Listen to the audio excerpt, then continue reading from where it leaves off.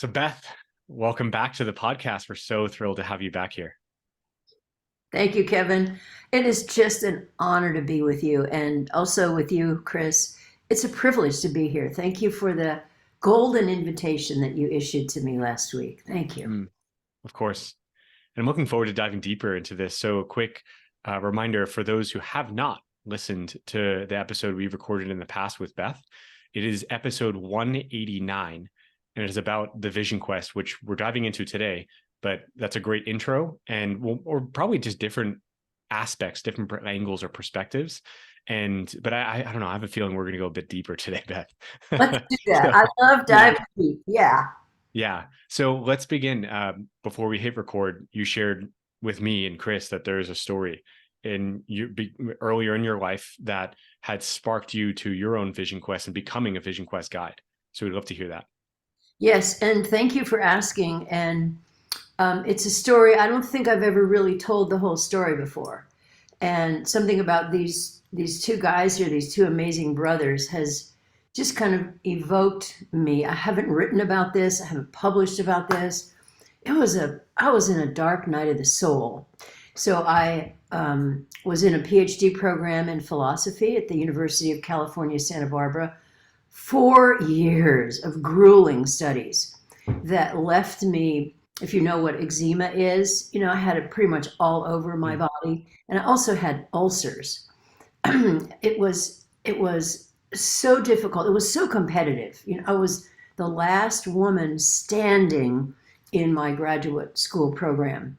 So it was, one of these, I was on the fencing team, so that helped me be able to, like, get out of here. But it was like a fight.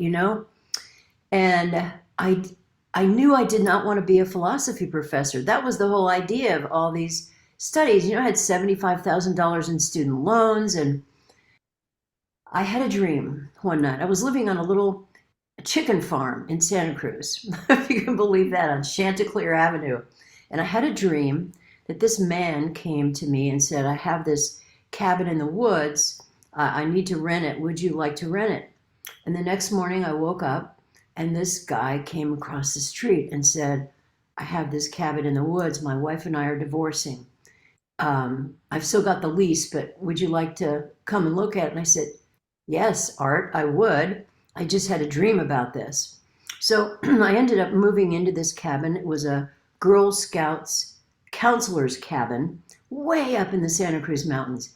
Rugged, barely a dirt road going up, no electricity, cold water, a porta potty, and outhouse kind of thing. So I was a wreck, physically, emotionally, spiritually. I was just like flattened after the grueling nature of these 4 years at the university, and I lost my way. I didn't know anything about Dante. I didn't know anything about anything, really. And yet here I was in a dark, thick wood in my life, if you've heard that expression from Dante, where you cannot see the path. And so often the vision questers I work with, they come like this. They've lost their way. Maybe they've had corporate jobs and they didn't work out, or families fell apart, or, I was like in a fog. And I moved in with barely anything, and I literally chopped wood and carried water for 3.5 years. I just did not know what to do with my life. I went on unemployment, food stamps in those days, so grateful for those to support me. I listened to my dreams. I lit a fire every night. I filled kerosene lamps. I walked on these trails, learned about the tan oak trees, and watched the cycles of the moon, and recorded my dreams, and just leaned in to the dark night of the soul and to the darkness that I was living in. I was scared the first night I moved in to go outside and turn off the propane tank. I don't know. I thought the coyotes would get me or something. I left it on. It was very edgy, stretching myself to be, from a university student with all those accolades, PhD, Phi Beta Kappa, Dean's List, Regent Scholar, all that stuff, ivory tower to dirt, really, and very, very rough living. And this went on for about a year. And my parents, you can imagine my parents, right? They couldn't call me. They could only send me a letter. They had no idea. What are you doing? $75,000 in loans? What are you doing, Beth? I said, I don't know, but I know this is right. I had a dream that led me here. So then I had another dream, Chris and Kevin, that became the first landmark in this year. So I'm standing on the shore of an ocean and I'm looking out at the ocean and I see a wonderful male friend of mine who's way out in the ocean. I can see him out there and his beautiful black skin. And he's diving down in the water and I see something coming up out of the water and it's a statue. I recognize that it's a Greek statue of a goddess. And he just swims with this goddess to shore. And I can see this is a goddess with wings. And I'm stunned. I have no idea what's going on here. And she's holding a brass cylinder. And I take the brass cylinder and open it, and there's a parchment paper in it. You know, Carl Jung would love this dream. It's like, classic. Are you kidding me? And open the scroll. It's written in a foreign language that I can't read, but I know, okay, this is my roadmap. This is what I'm about, and I can move forward now. So I did some research. It started my research, and this was the winged goddess Nike, who was, you know, in the Greek stories, was always around the warriors who were on horseback. She's urging them on. So here she is. She's urging me on, you know, go forward. I feel a lot of emotion telling this dream. Go forward. You can do this. She's the one who puts the laurel wreaths on the warriors, you know, saying, good job, good job. So I took all that I was doing so much more seriously. There were no books about this. There was nothing to read. You know, I'm an academic scholar, researcher. I just crawled through this time and through the fog and through the dark, thick wood and did a lot of research about goddesses. That's where it led. And mythology. And when I came out the other side, I had created a curriculum, a course, college curriculum called Women in Religion, Mythology, and Ritual, and presented it to a couple colleges, one in Monterey, where I now live, and one in Santa Cruz, Cabrillo College. And they just snapped it up. There was no women's studies then. It was the beginning of this wave around the world, especially Western Europe and America, called women's spirituality, woman spirit. And there were some wonderful men who were with us who wanted to explore the sacred feminine, the divine feminine, you know, that aspect of life. And the courses took off. There was such high enrollment. They had to open another section. We called it advanced. And I worked with Mike Walker at Cabrillo College, and we actually got the money somehow from the curriculum committee to create this huge teepee across the street from the college. And I got the guys in tech to run an electric line from one of the buildings, the Cessnon House, to a huge Doug fir tree with an electric outlet and extension cords so I could bring, remember slide projectors? You probably don't remember. Yeah. So I had a slide projector inside the teepee with a fire going. I'm showing pictures of the goddesses on the side walls of the teepee. I mean, it was such evocative education.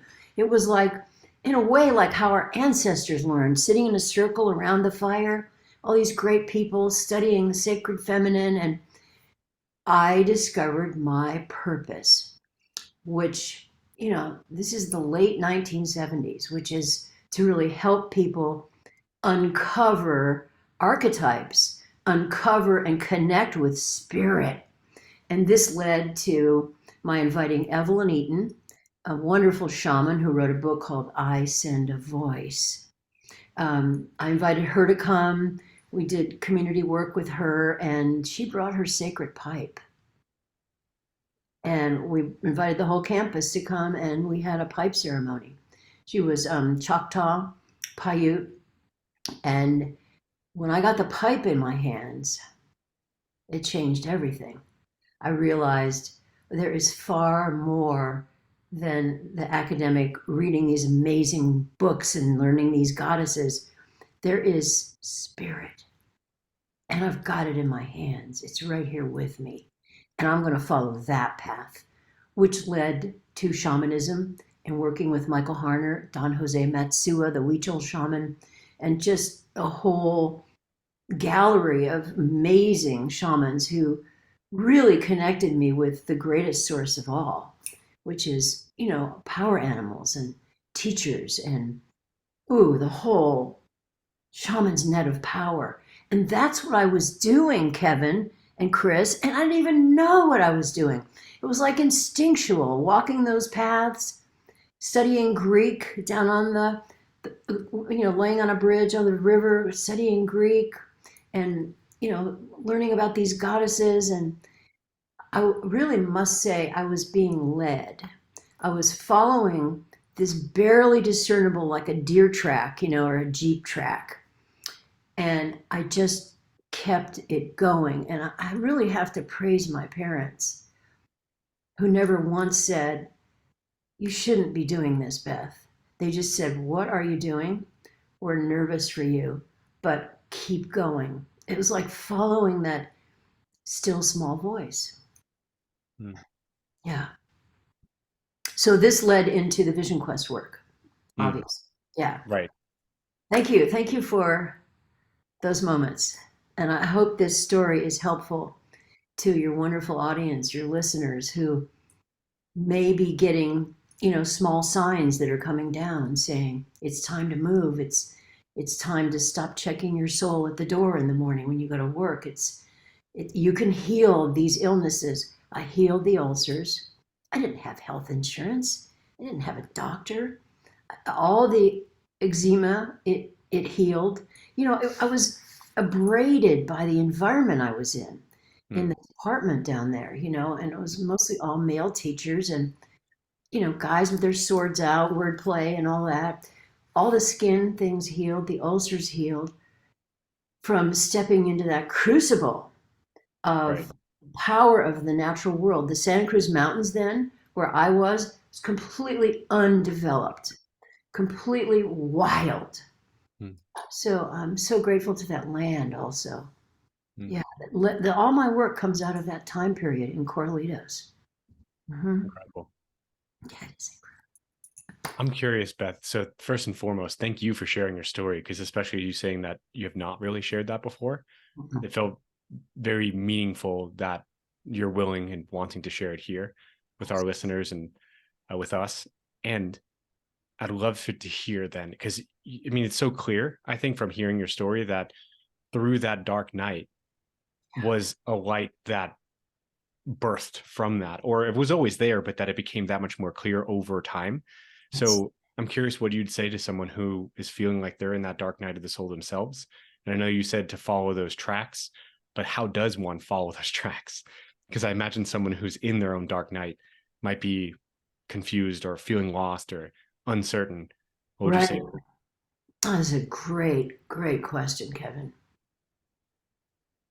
Yeah, how do you, well, you have to listen. I think what was so important for me was that I had this time, no radio, no TV, no phone, to step into the silence, to lean into that, and to listen, to really listen.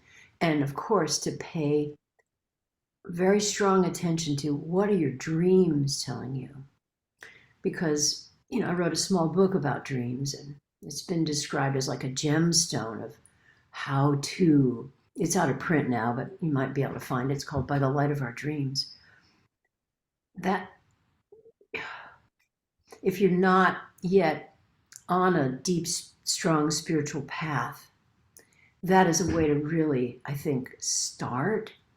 um, by listening to your dreams and recording them, putting a journal, a pen, and a flashlight right on your nightstand. And before you go to sleep, making the commitment, I am remembering my dreams. And so when you wake up in the middle of the night to turn over, we often change positions. Right there, there's a dream. You want to stop yourself, catch it in that body position, and write it down. You won't remember it in the morning. I just had this experience with a dream that I had a car key with a quartz crystal on the end of it in my hand. And I didn't yet have the car. And I thought, if I don't write this down. So I got up, wrote it down. The next morning I went, what? I was like, you know what I mean, Chris? Mm-hmm. Like, what? So I think that's one key. And the other key is get yourself out into nature. It doesn't have to be Yosemite. It doesn't have to be the Matterhorn where I've spent hours and hours and hours. It doesn't have to be the Mojave Desert where I have base camps from my Vision Quest work out there. Just go to a park. Go sit next to a river and just close your eyes and listen. Things will bubble up.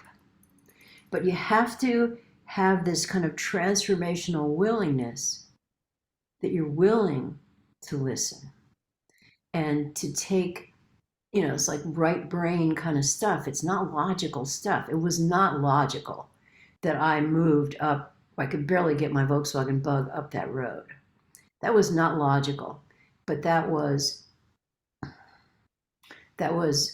my next step to get out of civilization and to get where I could listen and where I could be.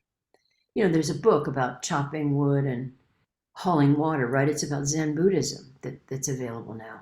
So get into nature, because what is in nature, we live in these amazing, wonderful boxes, but what's out in nature is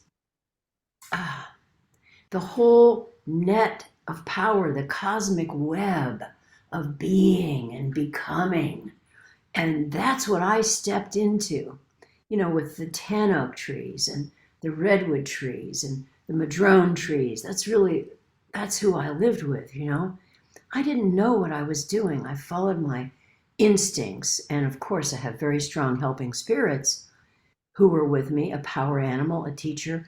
I didn't know about them. I didn't know how to access them. I knew nothing about shamanism. And yet I was on my shamanic path because I took the time to just listen. Now, the thing here is that, Kevin and Chris, most people don't have 3.5 years. In fact, I don't know one person of my friends and colleagues who could leave for 3.5 years. I barely could manage it. I had a friend who helped me pay rent. What was the rent? $85 a month. That was like $1 million to me. And so grateful for the food stamps and the unemployment. And so take all of this, condense it, and here you've got the Vision Quest. You've got a way to do this work with me as a guide, experienced guide, highly experienced guide, put it together in a 90-day program. And wow, the results are extraordinary. It works. It's like this proven, reliable, repeatable method that you think about your ancestors, right? My ancestors are from old Europe. I'm not sure, Kevin and Chris, where are your ancestors from? Eastern Europe, and the UK. Okay, That's like half and half. half and half. Beautiful. So your ancestors, Druids, right? UK, the Druid people, the shaman people who worked with the oak trees. Ooh, I'm getting chills telling you this. And, my ancient European ancestors, all of our ancestors, they did this work. They didn't call it a vision quest.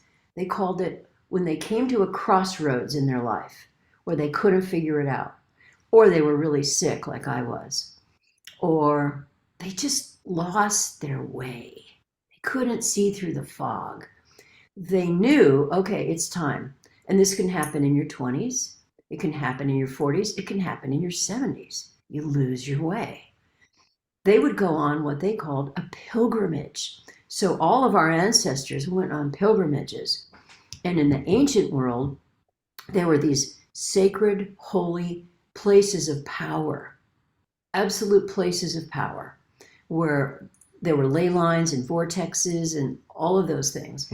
The temples that they built on the island of Malta, the Dream Temple, that great massive mammoth goddess was the force behind. Hygeia and Asclepius, the dream temples in ancient Greece, right, down in the Peloponnese.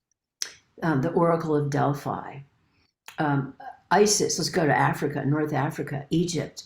Isis had dream temples. So our ancestors would know, okay, it's time to go on a pilgrimage. The Camino that's in Spain, that's a kind of pilgrimage, modern pilgrimage that people go on, right? Well, you're searching for answers. You don't know the way. You've tried, you can't find it. So going into this sacred place helped our ancestors. They would lie on a low bed. They would turn their ear to the ground. They would lie on their side to the ear to the ground, and they would call out to the god, the goddess of the earth, and ask for a dream to come. And dreams came. Dreams came that were so powerful, that were so healing. The priestesses in ancient Greece had people write their symptoms up on the wall and what the dream was. And then this guy called Hippocrates came along. Remember Hippocrates? Mm. The father of modern medicine? He started looking at all this going,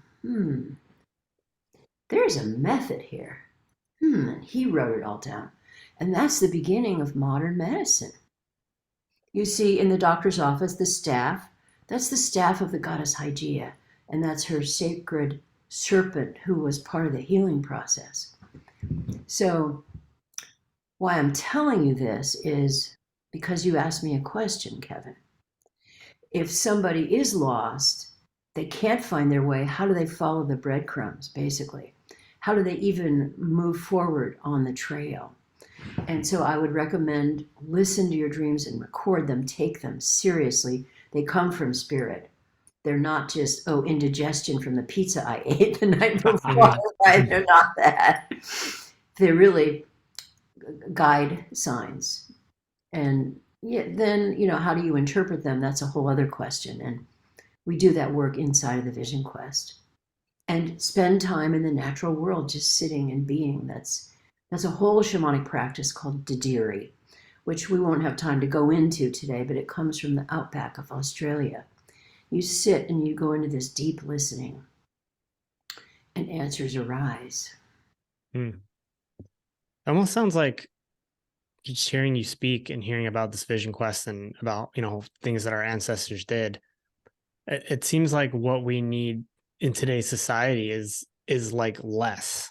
Like, we don't need to know more. We don't need to learn more things from books and from like degrees and all this stuff. It really sounds like we need to take time and actually listen within and understand that we actually have everything that we need to get started on these things, and not feel like there's, I have to get here, I need this amount of money, or I need this kind of job to like really feel like you can start making steps towards this. It really just sounds like it's more of like a process of listening and understanding that you have everything you need. Yeah, that's beautifully said. I think we do. I would agree with you. We have a lot of what we need. And when we're in the dark, thick wood, the dark night of the soul, when we're at a crossroads, it can be very challenging to do this work on your own. And having a guide, as you know, you're our guide on these amazing podcasts, you and Kevin. You're helping us all find the signposts that we need to move ahead in our lives. And I wish I had had a guide during those 3.5 years, a human guide. There wasn't one available. I didn't even know what I was doing.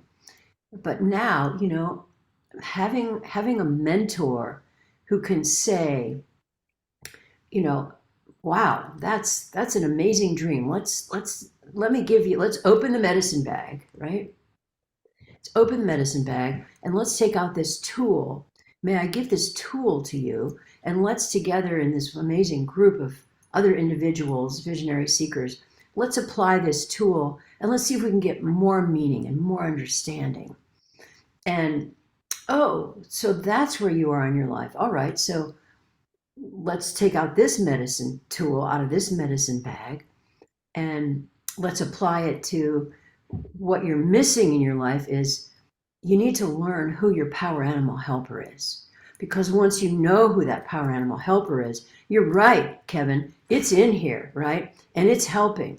But to know who it is and to know how to do a shamanic journey down to meet it in the shamanic lower world or the shamanic upper world, to have the opportunity to build a partnership with it, really you can get more power out of that, right? It's like having a best friend who is spirit, who is compassionate and loving and knowledgeable and can take you farther on your road. I think, Kevin, in answer to your question, I would say, learn some basic shamanism. And we do that in the Vision Quest. Learn who your power animal helper is and how you can ask a direct question of the power animal and have what we call direct revelation. This can be so incredibly helpful. So I'd say it's a both and, Chris. Absolutely both and. I'm hearing one of my mentors say, you have everything in you already that you need for your success because you're connected to source. But how do we really listen to source? How do we go to source? How do we access source? There is so much knowledge and wisdom that is available through the shamanic journey, the shamanic healing way, the shamanic pathway. And this actually reminds me of one of my clients. I don't know if this is a good time to mention. I was going to ask about that, Beth. So let's go into it because I agree with you. Like, it's like a good mentor, a good support can help unlock more of that in an easier, faster, more efficient way. That's really it. I like that. Unlock. Chris, what do you think? Unlocking that. Yeah, that sounds like what Kevin does. Yeah. And what a coach can do for you, like a good coach who you resonate with. Mentor, guide. Yeah, exactly. Whatever you want to call it. Yeah. Unlock it. So I'm thinking of my dream. I've got this car key in my hand with this quartz crystal on the end. And now it's like, okay, that reminds me of a dream last night. I'm on this ship and I'm down in the engine room. Okay, so where's the engine? That's what I'm working with right now. Where's the car that the key goes to? I'm in the engine room on this boat. Woo-hoo! But just, my process is just unfolding right here. Yeah, let's talk about one of my clients, one of my amazing Vision Quest clients. She lives in Texas. She's a psychotherapist. And as a kid, she always had these kind of psychic abilities, these spiritual abilities. She could see into people and see important things about them, but she was shushed. Don't talk about that. No. That's rude. You can't go there. So she shut that ability down. And then we did the Vision Quest, and right away what started getting revealed was her love of dreams and spirit and, helping people get connected to that part of themselves. And we did a fair amount of work around the paradigms, the old beliefs that had been installed in her. You don't do that. That is not polite. That is not okay. That is rude and even dangerous. You don't go there. So she put a lid on that gift. Absolutely put that in the box. The paper was still on that box. The bow was still on it. And, with love and support and encouragement, having her power animal with her and her group around her, she took the opportunity to take the bow off the box and the wrapping off the box. And she saw the gift. She has an incredible gift, her relationship with spirit. She took that out. We first, had to unwire the old paradigms. the old beliefs of that is not okay, that is not safe, that is, nobody wants that. Those things are not true, they're just beliefs. But boy, foot on the brake for her entire life. She went into psychotherapy, kind of close, right? Helping people with their psyches. She felt somewhat fulfilled, but she knew that is not enough. There is more to me.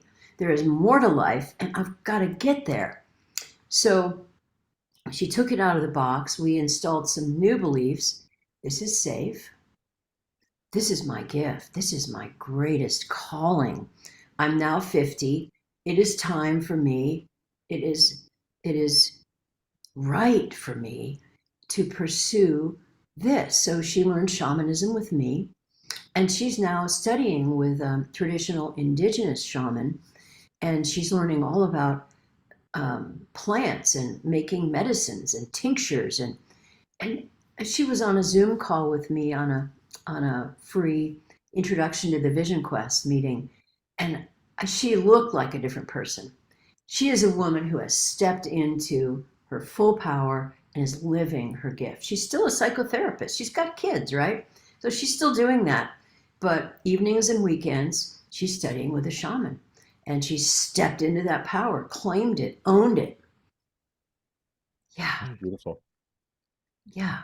I want to just say, Beth, I particularly love that story because I think common block or something that stops people is thinking they have to make this radical change in their life where they completely stop doing one thing and then have to do something completely different. And it's scary in that way. But what you just shared, it's a stepwise process, and I don't know if that's part of her vision, but to be fully working in that new way. But it sounds like she's on her way with that, and she's living her dream, living the life that she loves now, not waiting for some massive things to happen, which I think we all need to hear. So I love that story. Yeah, thank you for pointing that out. Yes, it's a both and. Exactly. Psychotherapist, she loves that work, and she's becoming a healer. Mm-hmm. Living from those gifts that were there, wanting to be discovered and wanting to be developed, and right. She's navigating. She got help in the quest with me, navigating that part of her soul. It's her soul's calling, right? Yeah. Yeah. Which, Beth, that I want to hear your insight into, because there was a question that you suggested that you sent to us. I think it's the perfect time to ask this and for you to share about you as a Vision Quest guide and teacher of shamanism, about our life's trajectory and the myth about being this straight line, because it's clearly not a straight line for your client. Right. Definitely was like, right. Yeah. Don't we have this myth in our culture? I mean, I grew up with that. It's like, you do this, then you do that, then you do this, then you do that. And there's more or less, expectations of what we do kind of win, and life just goes on like that. And, there's going to be some cool high points. We're going to have birthdays and maybe raises and a new job and a marriage and a wonderful child being born. But the idea is that it's just this straight trajectory, this straight line. And really, I mean, you look at your life as it's been so far, you look back and you go, wow, that is not true, but it puts pressure on us. And I think it creates some paradigms that, I'm not doing this right? I should have this done by now, and I'm letting down the side, and I'm falling behind. And really, I think life, from a shamanic perspective, life is a circle, is a spiral. The Navajo people have it as a circle, and they call it, changing woman, the cycle of changing woman, where we're an infant. This brings in the medicine wheel of our lives. We're an infant in the east part of our lives, and then we grow and we become an adolescent, and incredible gifts that blossom then, and then we become an adult, and more incredible gifts blossom, and then we get to live, and then we become an elder, and then changing woman becomes an old woman, and she walks with a turquoise cane back to the east, and she becomes an infant again. Other people have the model of, it's really a spiral. Life is a spiral. And we get to go up to the next rung of the spiral, the next rung of the spiral. And what can stop us, one of the things that can stop us from moving along, we call it the shaman's ladder, is these very old beliefs. We just mentioned some of what they were for my wonderful Vision Quest client in Texas. You shouldn't do that. That's not right. That's rude. But I think, can we just mention a few of the more general, we call paradigms, old stories that stop us from taking the bow off, taking the wrapping off, opening the box, and wow, there's the gift. It's really what I came to the earth to do at this time, right? Well, I'm not smart enough. I'm too young. I'm too old. I really don't know enough. I don't have a PhD in that. Well, there's so many people already doing it, right? So much competition out there. Well, I could fail. Or, oh my God, I could succeed, right, Chris? I could succeed, the burden of success, right?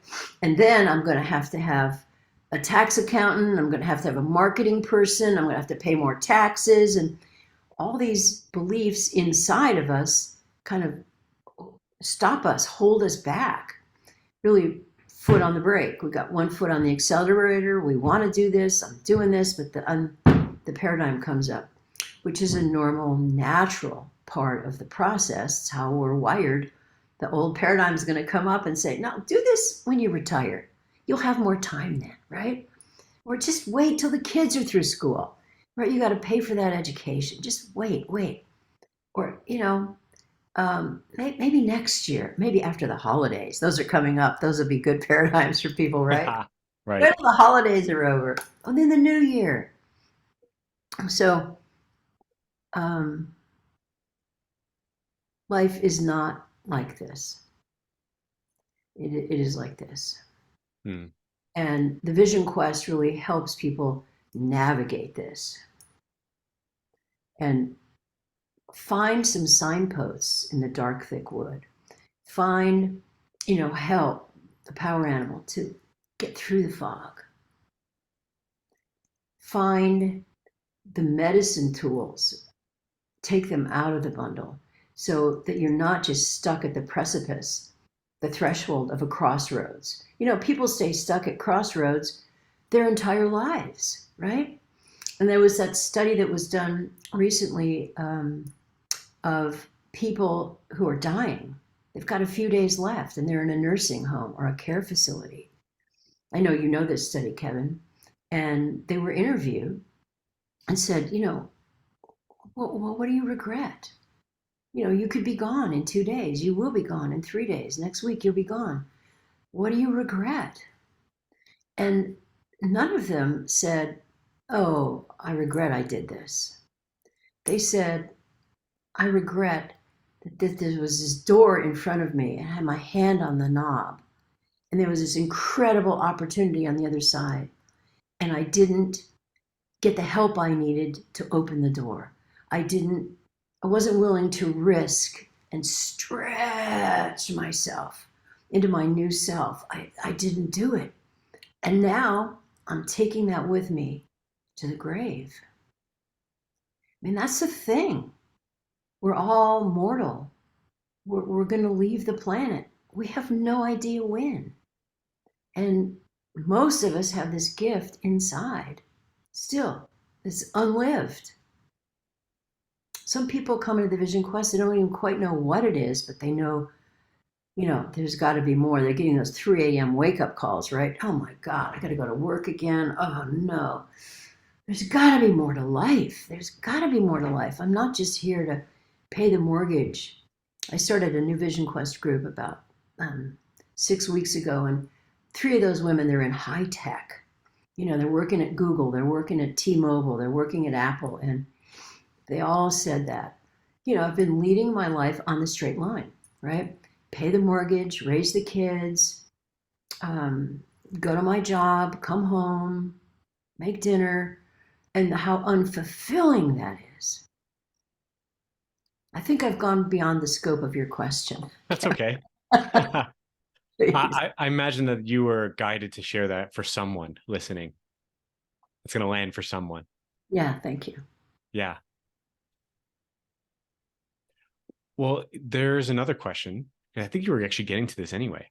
Um, Speaking of myths about life being a linear path, but another topic of myths of life purpose. Yes. Misconceptions about life purpose. Absolutely.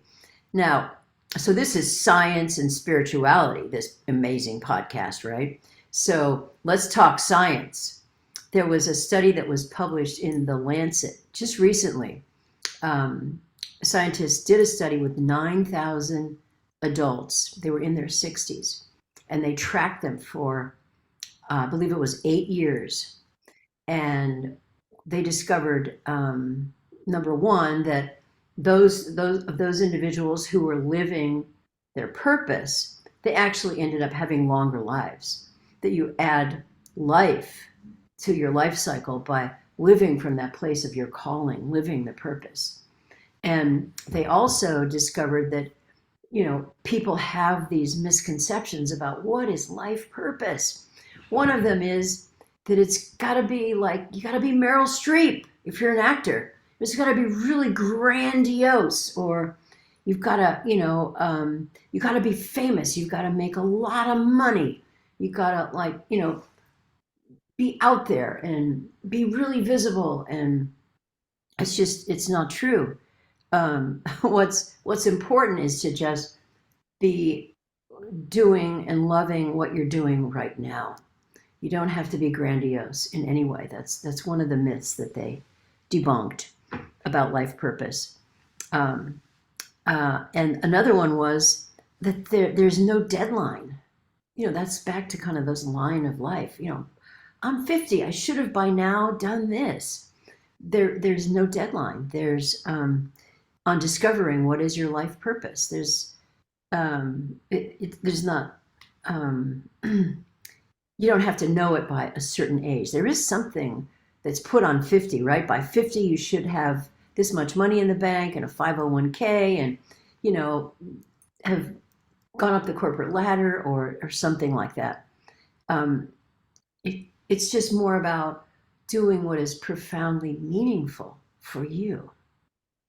And I think of another vision quester. Maybe we'll have time for another story. One of my vision questers in Arizona. But let me finish with these 3 misconceptions. The other is that your life purpose is like set in stone. Once you're doing it, that's it. It cannot change. It does not change over time in any way. When you got it, you got it. But we grow, we evolve. It's that, life is like this, or life is this spiral. We discover more about ourselves. And so how you define that purpose can grow. Mine certainly did. So going from no purpose, lost in the dark, thick wood, to, oh, let me get my typewriter out, typewriters, non-electric. Let me put together a course curriculum here. So starting with, teaching spirituality and mythology, and then moving to, well, the pipe. Everything changed for me in that moment. Oh, I'm connected to the grandfathers, the grandmothers, to the Great Spirit. I'm connected to Source. Oh, let's explore that aspect of my path. Finding Michael Harner, being invited to become a faculty member in the Foundation for Shamanic Studies, working with him closely for 20 years, teaching shamanism, and expanding in my role as a writer. I'm now an international best-selling author. I always wanted that. That was part of my vision. It's happened twice now. So things evolve and they change with us. There's nothing set in stone, which just kind of frees you up when you know these are just misconceptions that have been given to us about life purpose and life direction and where we should be. Yeah. I love the medicine bundle metaphor that I shared with you, Chris, about there are these tools inside of the medicine bundle, and having a guide, a mentor who's familiar with them and can help you take the right one for you in this moment, Yeah. It's just so powerful to move along on the path, move through the fog, move through the uncertainty, move through the fear. Let's talk about fear. We should talk about fear, Kevin. You know a lot about fear, right? Absolutely. I mean, change is scary. Transformation, while very exciting, on the one hand, we want it, bring it on, bring it on. It can be very scary to, well, how am I going to do that? Who on earth do I think I am, right? When I started as a writer, my paradigms were, you're not a Gertrude Stein and you're not an Ernest Hemingway. What are you doing? And yet, this is in the early 2000s, I was called to go on a sabbatical and work on this shamanism book. And it was a must.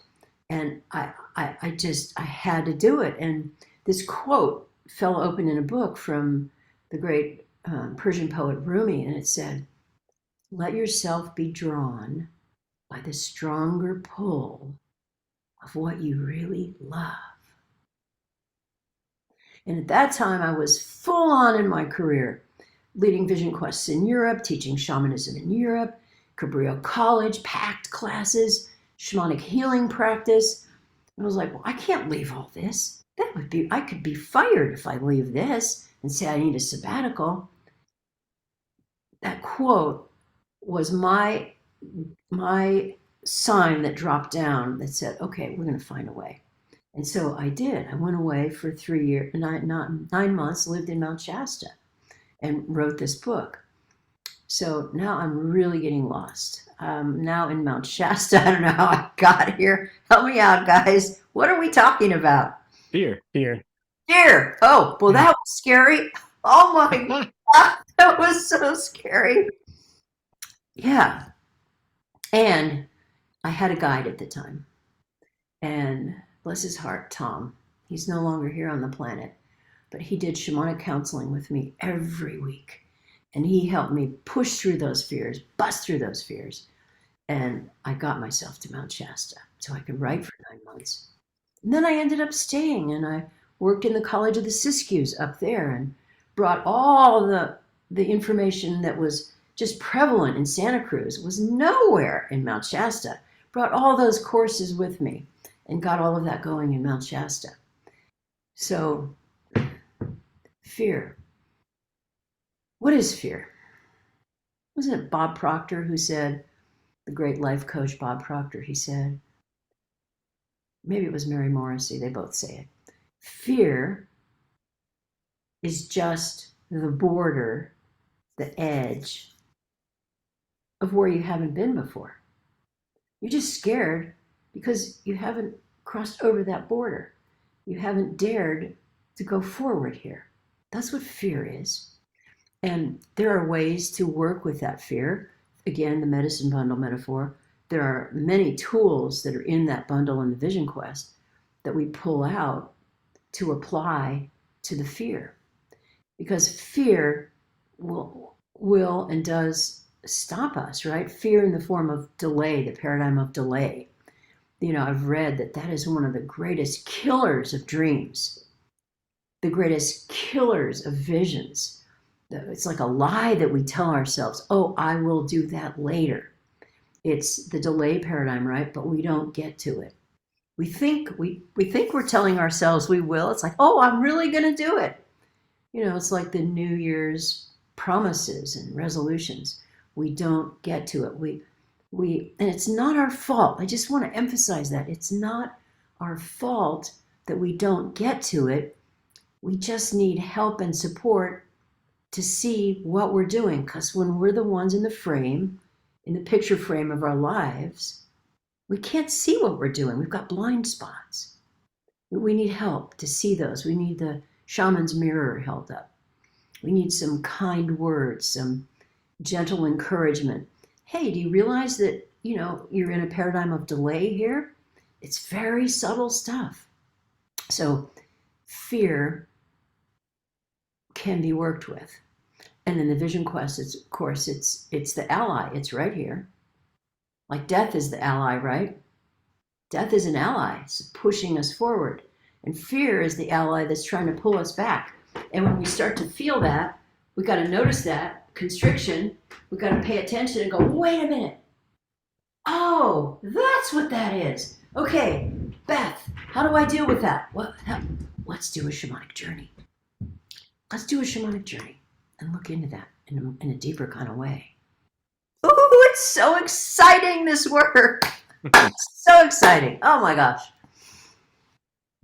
Was that a good answer about fear, about talking about fear? Kevin, what would you say fear is?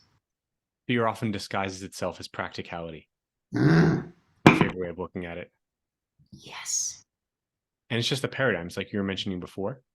Mm-hmm. And again, it is an ally for sure. It's just keeping us safe, keeping us in the known life, but that's not really where life is. Life is in the unknown, in the newness, the spiral, the opening. Yeah. It keeps us in the comfort zone, right? Right. Yeah. Keeps us watching Netflix. Yes. So, we just went through a whole period of COVID, 3.5 years. And, that was like a bad joke that went around. Well, what did you do today? I lay on the couch and got caught up. I watched Netflix. So many people were paralyzed during that time, paralyzed by fear. Right.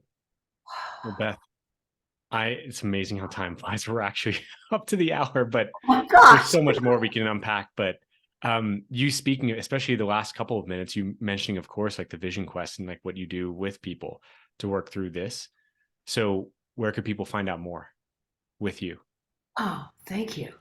Well, I just want to thank the audience for taking the time to listen to this amazing podcast. And, thank you, Chris, and thank you, Kevin, for incredible questions. And glad we got to the ancestors, Chris. That was a good one. And I'm glad what you just said about fear. And so to find out more, I want to give everybody a gift here. Can I do that? Is that okay? Yes. I want to give everybody a gift, an opportunity to get on Zoom with me or the phone, if that's better. Let's have a one-on-one conversation.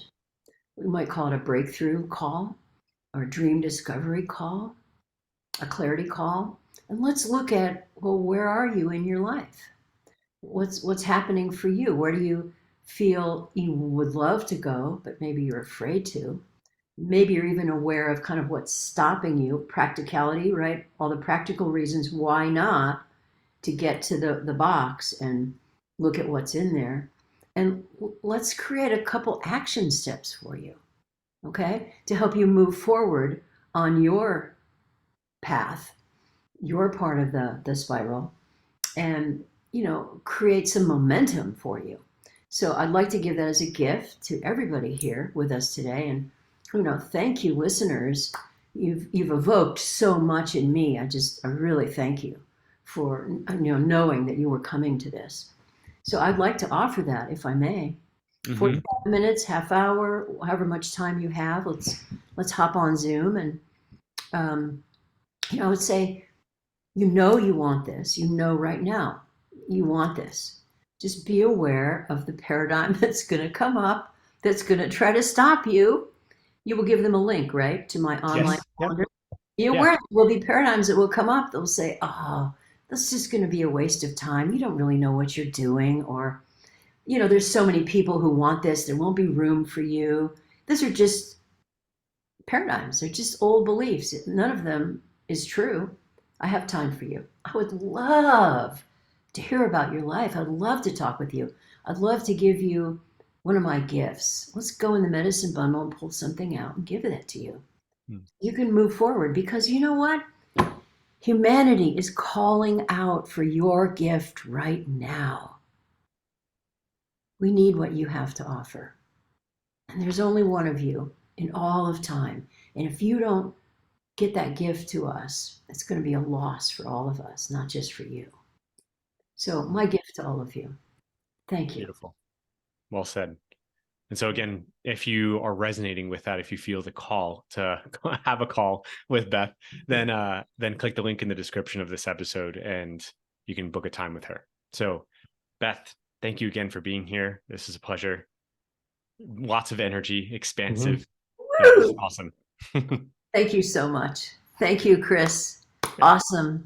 Thank you, Kevin. You're doing such important work in the world. I mean, look at these two guys. They got to giving their gift in the world, and we're so grateful. Thank you. Mm-hmm. Thank you again.